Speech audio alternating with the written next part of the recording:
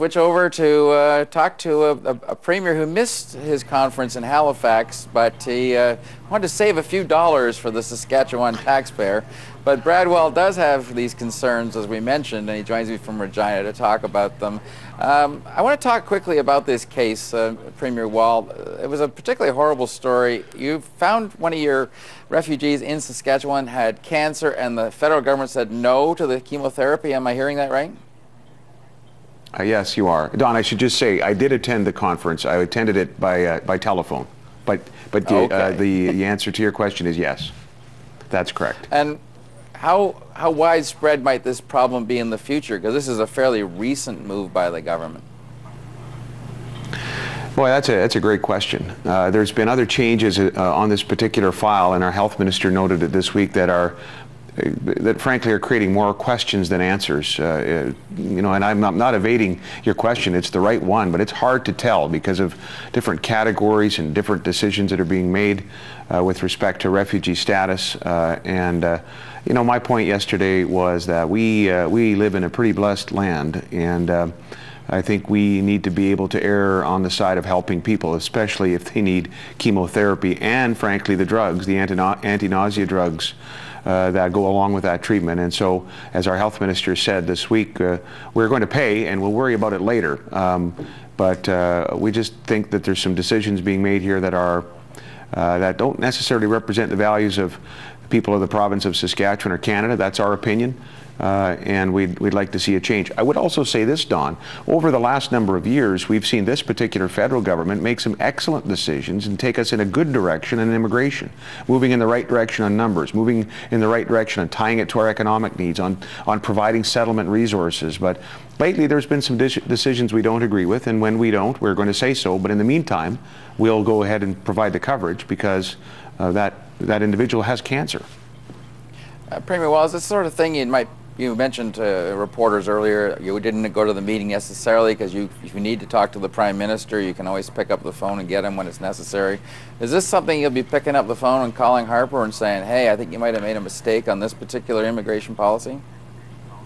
We've engaged very recently on the broader issue of immigration in terms of our top officials in my office and top officials in his. The short answer is yes. The Prime Minister has been accessible, you know, as I've said earlier, if the Prime Minister's preference is a bilateral relationship with the provinces, frankly, while we don't agree on everything, it's worked well for the people of Saskatchewan. We have, in the case of this Prime Minister, I think the only one since uranium was discovered that has really championed this resource, of which Canada is a major player because of what exists in our province in terms of opening up China and India to markets. And so we'll always herald that work together, but we do, when we disagree, we're going to do that. And the short answer is yes, those are some issues that we'll be raising when next we chat. I think it was interesting. You said, look, I can listen in on the phone and be an effective participant on these. And I've often looked at these huge gatherings like First Ministers and certainly G20 and the security costs that go with it and that sort of thing. Is this something that should be done more often, just have a conference call instead of going through the hullabaloo of a meeting? My view is yes. Some would, you know, say I'm cheap. I might be one who says that myself, self-diagnoses that, but it's not my money. And I remember Premier Campbell, before he left, was championing this cause at the Western Premier's table, and I'm pretty sure at Council of the Federation. We all talk in politics about the wonders of new technology, teleconferencing, the video conferencing that's available. And by the way, it worked excellent today. There was one moment where I couldn't quite intervene only because some dishes were getting cleared away from the working lunch, and then it was fine after that. You know, I think it's important for premiers to meet in person. We have an annual meeting, and there may be need for us to do other meetings in person. Same for ministers, by the way. But I've asked our ministers, and we're going to take the direction at the center of our government as well, for my office, that other than those major annual meetings, we're going to try to attend by teleconference. And, you know, people say, well, it's not really that expensive, it doesn't save a lot of money, but, you know, you need to look after the small stuff as well as the bigger expenditures. Just a few seconds left. Could you, I don't know if you have a quick answer for this. Justin Trudeau took a bit of a shot at the West, said Quebecers make better prime ministers. Were you offended at all, or do you think that's just politics?